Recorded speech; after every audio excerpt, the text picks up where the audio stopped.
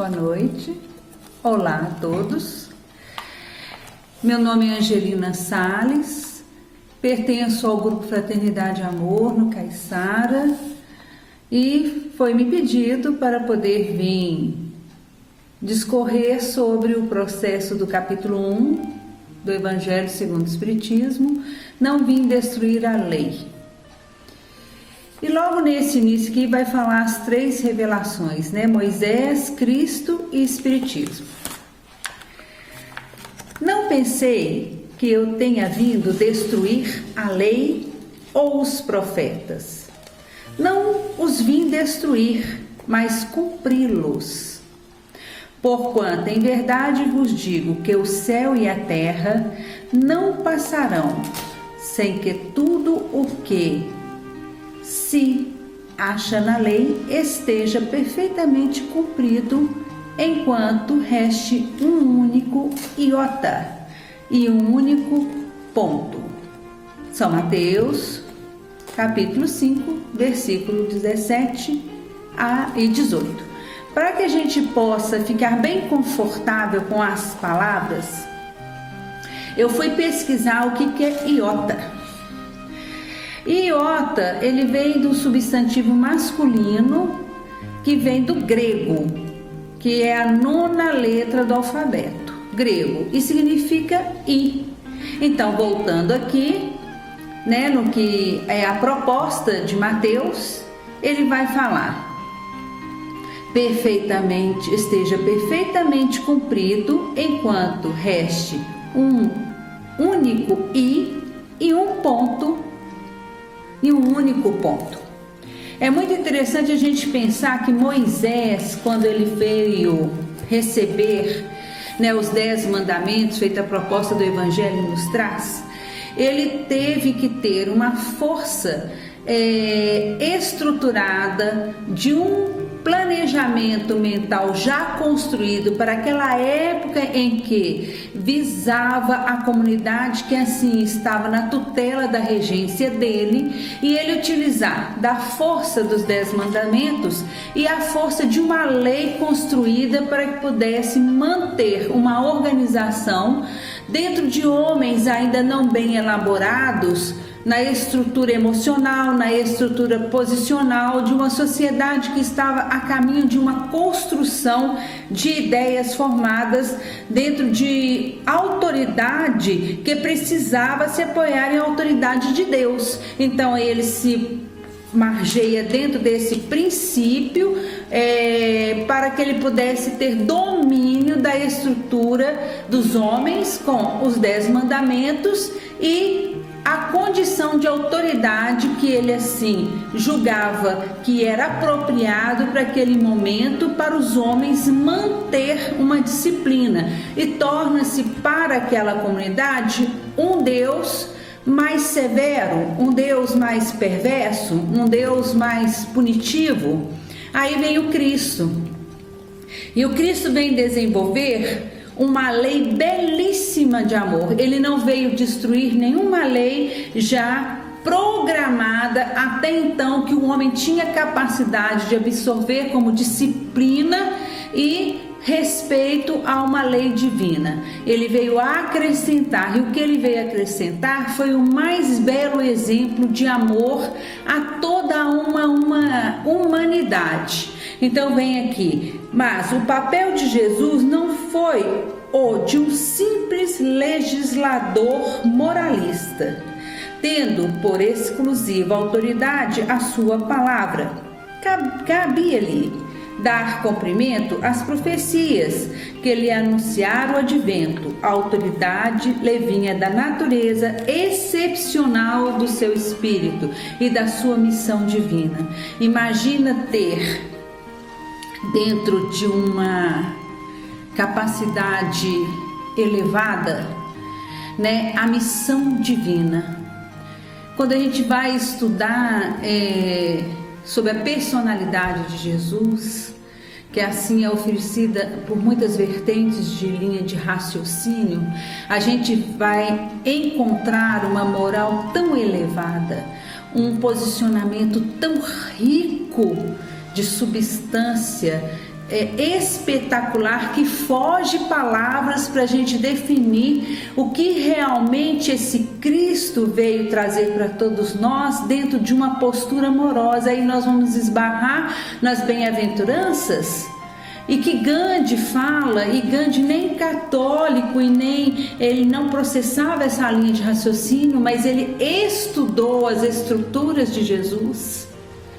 Ele vem falar que se o homem na terra não tivesse nada para seguir e que ele só tivesse as bem-aventuranças como direcionamento de posição amorosa, ele já teria ganho toda a expansão de busca de elevação. Então nós vamos ver que não é só quem processava ou processa os religamentos com o Pai Maior através de uma religião que vem entender esse caminho. E aí vem o Espiritismo, né? E o Espiritismo, que é a ciência nova, que vem revelar aos homens, por meio de provas irrecusáveis, a existência e a natureza do mundo espiritual e as suas relações com o mundo corpóreo. Ele traz, né? Ele faz a abertura para todos nós entendermos que nós somos espíritos em evolução, que nós estamos aqui para podermos fazer o exercício de autoconhecimento, e nós vamos ver esse autoconhecimento muito bem trabalhado por Joana de Ângeles, quando ela faz em busca do autoconhecimento, né? Esse amor que nós temos que começar a codificar dentro de nós para podermos codificar o amor de Jesus.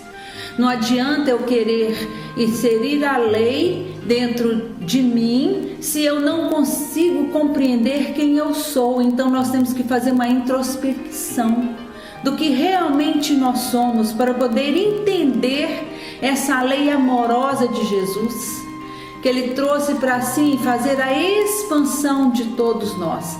Nós vamos ver em vários livros de André Luiz, quando ele faz a proposta, né, nos domínios da mediunidade, como que Moisés, com a mediunidade dele, conseguiu codificar os 10 mandamentos, e Jesus, numa expansão mediúnica inexplicável, ele não se abalou com a estrutura nenhuma desajustada de nenhum dos apóstolos, mas ele compreendeu e ele permitiu que os apóstolos viessem a ter manifestações perfeitas para assim fazer demonstrações de nós. Foram 12 apóstolos desfilando movimentos vibratórios, emocionais e direcionais dentro das estruturas de busca íntima, que dá reflexos nas nossas estruturas que ainda precisam ser trabalhadas para entendermos esse amor pleno que Jesus trouxe. Aí nós fomos ver em Jesus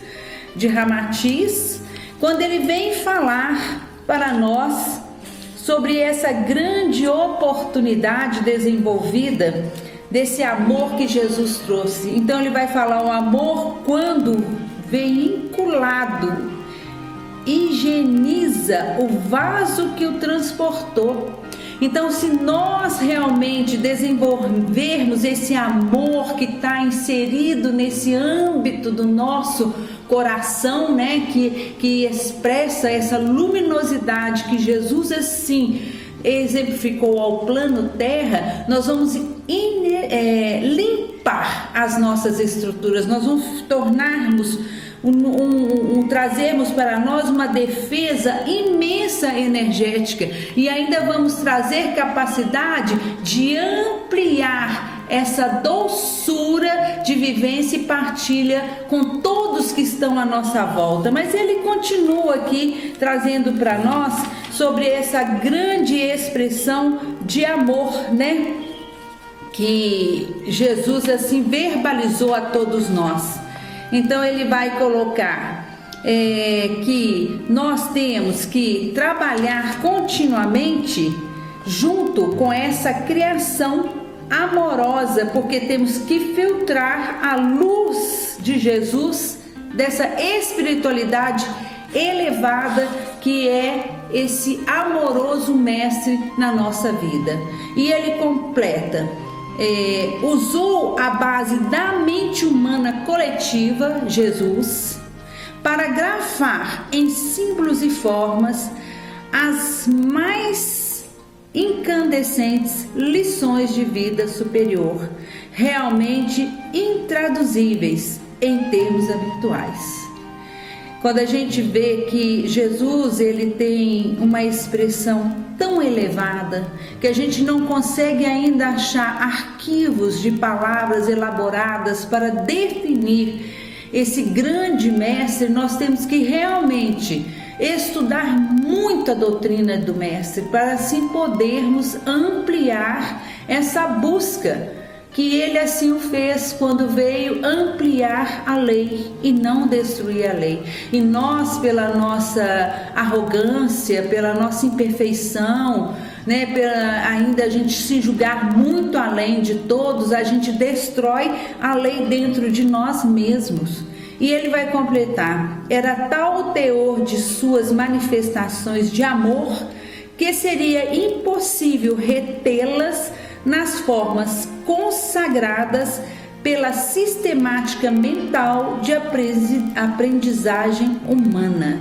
Todos que o viam recebiam o impacto de sua aura e seriam incapazes de descrever tal evento. Eu fico imaginando naquela época a oportunidade belíssima que provavelmente nós tivemos de estar com esse mestre amoroso e nos sensibilizar. Será que a gente já teria no hoje a capacidade, se esse mestre chegasse com uma lei amorosa, de realmente estarmos com a aura preparada e nos sensibilizarmos e fazermos uma transmutação de posição emocional? Porque foi isso que Paulo fez. A caminho de Damasco, quando ele para e ele vai analisar as questões que até então o fizeram caminhar naquele sentido de busca de um mestre amoroso, e ele faz a conversão. Será que nós estaríamos preparados para fazer essa conversão realmente? Aí eu fui buscar em Plenitude de Joana de Ângeles com o Divaldo, e ela vai colocar para nós: a saúde integral, a paz, a alegria interior resultam da lucidez mental que elege os atos corretos para a existência modeladora da ascensão. Então nós temos que trabalhar essa saúde integral, nós temos que buscar a paz, nós temos que buscar o amor, nós temos que buscar a compreensão, o alinhamento do que realmente é a proposta da encarnação para todos nós filhos do Pai. Nós às vezes nos perdemos muito porque nós não nos permitimos eleger os atos corretos, feito Joana de Ângeles propõe, para a nossa existência modeladora. E aí ela continua colocando aqui para nós: Jesus sintetizou no amor a força poderosa para a anulação das causas infelizes do sofrimento e para a sua compensação pelo bem. Eu vou repetir isso aqui. Jesus sintetizou no amor a força poderosa para a anulação das causas infelizes do sofrimento e para a sua compensação pelo bem. Quantas causas infelizes nós provocamos porque a gente ainda não consegue fazer anulações das nossas questões que estão impregnadas por ações distorcidas e que acreditamos que essas ações distorcidas elas têm valia, elas têm peso, elas têm comodidade nas nossas ações. E pensar que esse mestre conseguiu ver em nós tantos distúrbios que ele se sensibilizou por nós e trouxe para nós o grande movimento de mudança. E o que nós fazemos? Será que nós já conseguimos fazer essa mudança interior dentro de nós? Então Joana continua: a caridade, que é o amor na sua expressão mais elevada, para ser real, exige a iluminação de quem a pratica. facultando-lhe ao mesmo tempo um constante aprimoramento de propósitos que induza à abnegação e à vitória sobre as tendências primitivas que permanecem dominadoras em cada um de nós. Então nós temos que sair do primitivismo, nós temos que abrir nossos clarões emocionais, nós temos que entender que somos espíritos eternos, que nessa existência que nós estamos é só uma passagem e que nós vamos no porvir nos depararmos com nós mesmos em pura essência de espírito eterno e que nós devemos aproveitar esse momento em que estamos vivendo e fazermos realmente de nós aqueles condutores de amor dentro dos nossos lares, de amor dentro do meio familiar, do seio que assim a família nos faz elevar.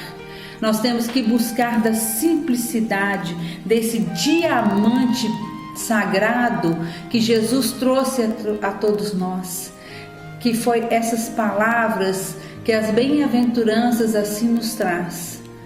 Bem-aventurados os puros de coração. Trazer a pureza na alma. Saber que tudo que aqui a gente constrói, a gente vai ter que responder.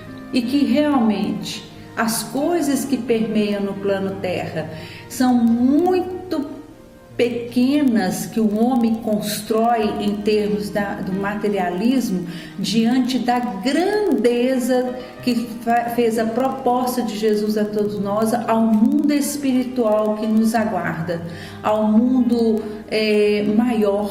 Porque como Haroldo fala, Jesus não trouxe uma doutrina ao mundo, ele trouxe uma doutrina cósmica. E essa doutrina de amar a todos nós, ela está vibracionando em todas as moradas de nosso Pai. E qual é a morada que nós pretendemos estagiar se nós já estamos tão habituados a escutar essa grandeza de um mestre que eleva padrões e que nós todos podemos sim alcançar? Se nós observarmos Francisco de Assis, eleito como a carta viva de Jesus, nós também podemos ser o selo da carta, nós também podemos ser a grafia da carta. Nós podemos ser o papel que assim descorre essas páginas maravilhosas que um mestre edificou ao plano terreno. O que nos falta carregar nessa manifestação de um autoconhecimento e nos libertarmos dentro desta proposta sagrada que o mestre assim edificou? E ela continua, pelo seu extraordinário conteúdo emocional.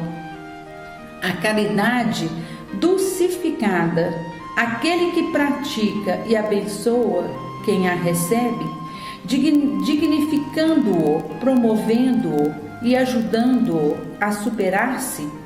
Por isso, verdadeiramente, a sua é uma ação de profundidade que exige requisito especial, adquiridos através do esforço de constante aprimoramento espiritual.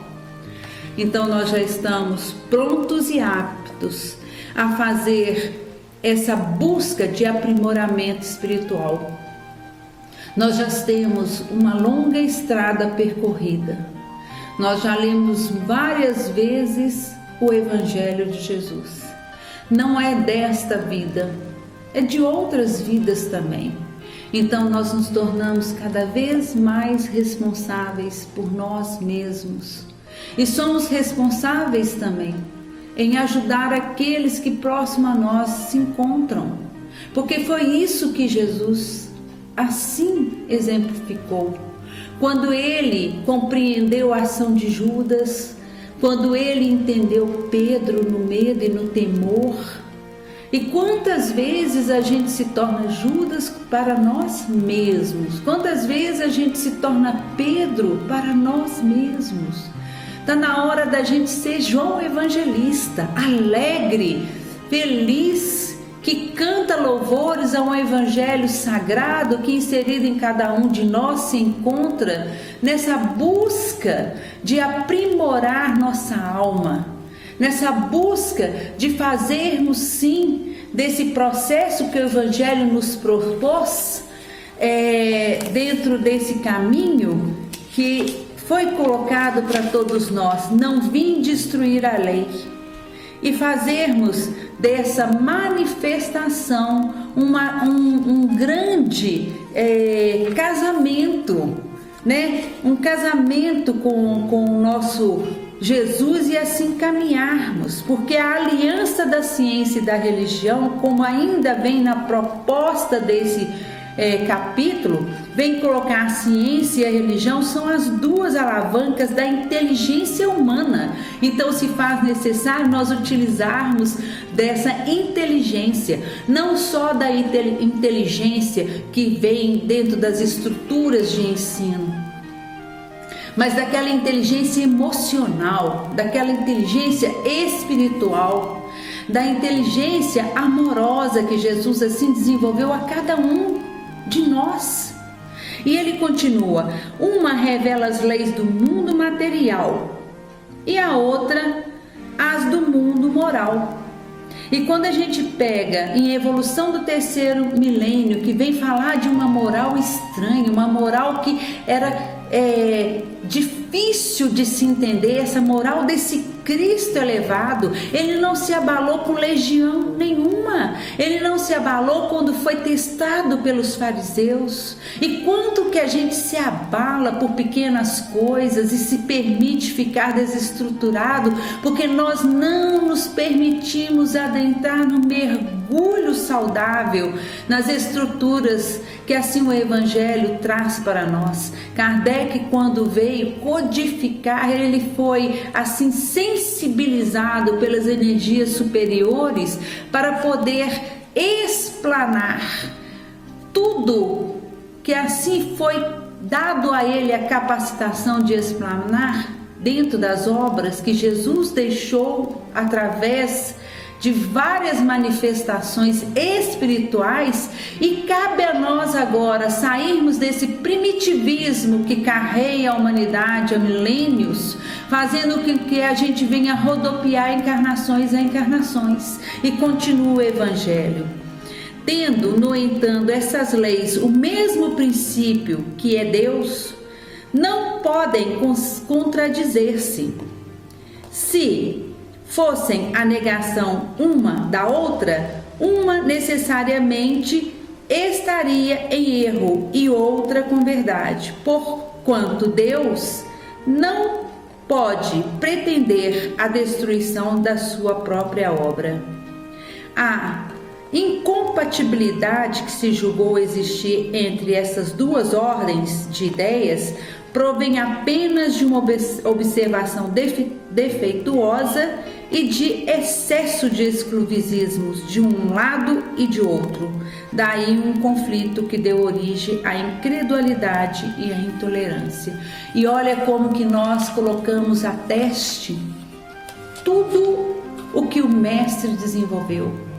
Aí nós vamos lembrar de Tomé, que tudo para ele tinha que ser palpável, tinha que pegar, tinha que ter textura. E para a gente compreender Jesus, a gente tem que sentir no nosso campo vibracional, porque ele está inserido em nós, só que nós deixamos eles tão adormecidos nos tecidos íntimos que carrega a nossa alma, que nós não absorvemos a estrutura perfeita do que é essa nossa limitação de ação diante das leis divinas. E vem ainda o Evangelho trazendo como instrução dos Espíritos para nós. A nova era, Deus é único e Moisés é o Espírito que ele enviou em missão para torná-lo conhecido, mas não só dos hebreus, como também dos povos pagãos. O povo hebreu foi o instrumento de que se serviu Deus para se revelar por Moisés e pelos profetas, e as vicissitudes porque passou esse povo destinava-se a chamar a atenção geral e a fazer cair o véu que ocultava aos homens a divindade. Então nós vamos ver que dentro da história tudo vai caminhando perfeitamente. Se nós pegarmos da história lá de trás, em que o homem veio aprendendo a se conhecer, a cultuar vários deuses, a ver no céu um Deus, a ver no sol outro Deus, e vem caminhando e aprendendo a diferenciar o que realmente está dentro do âmbito do espírito e do âmbito da experiência do espírito em corpo físico. Chegamos a esbarrar em Moisés, que veio com uma mediunidade espetacular para aquele tempo. Ele estava preparado. E aí vem o Cristo, que foi o iniciador da mais pura, da mais sublime moral, da moral evangélico-cristã, que há de renovar o mundo, aproximar os homens e torná-los irmãos, que há de fazer brotar de todos os corações a caridade e o amor do próximo e estabelecer entre os humanos uma solidariedade comum, de uma moral, enfim, que há de transformar a terra, tornando-a morada de espíritos superiores aos que hoje a habitam. É a lei do progresso que a natureza está submetida, que se cumpre é o espiritismo, é a alavanca de que Deus se utiliza para fazer que a humanidade avance. E escutando Haroldo, ele vem falar que realmente o espiritismo é que vai clarear a mente da humanidade, porque fora da caridade não há salvação. E quer um posicionamento de maior caridade, que Jesus assim se prontificou ao adensamento ao plano terra, para vir demonstrar para todos nós o que é realmente o caminho da luz. Qual é a proposta que um ser tão iluminado se coloca para tornar-se o governador do planeta Terra, para assim ter como um pastor a esperar até a última ovelha, fazer o movimento da mudança íntima para fazer um mundo melhor? Então faz-se necessário que todos nós venhamos buscar esse caminho de mudança íntima. Nós não temos mais tempo para podermos entender o primeiro capítulo do Evangelho. Nós temos que agora sermos o primeiro capítulo e até o último capítulo desse Evangelho de Jesus, para unirmos forças, fazermos a transmutação emocional e assim impulsionar essa transformação tão necessária que o planeta no dia de hoje assim concita que todos nós venhamos fazer. Foi um prazer esse momento com vocês, essa reflexão, que nós possamos cada vez mais aprimorarmos nessa lei divina e sermos um instrumento, tal qual assim Francisco de Assis se postou diante da lei íntima que o Pai desenvolveu através de Jesus a todos nós. Muito obrigada.